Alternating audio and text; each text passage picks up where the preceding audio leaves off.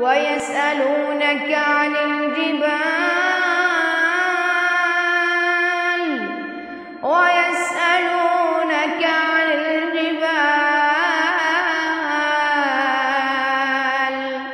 فقل ينسفها ربي نسفا فيذرها قاعا صفصفا لا ترى فيها عوجا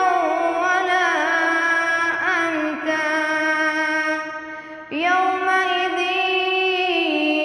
يتبعون الداعي لا عوج له وخشعت الأصوات للرحمن فلا تسمع إلا همسا يومئذ لا تنفع الشفاعة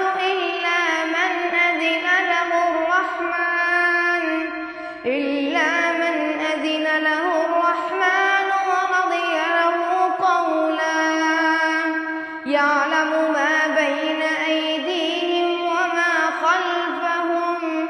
ولا يحيطون به علما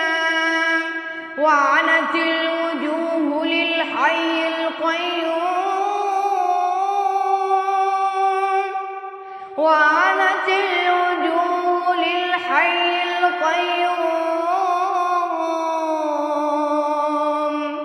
وقد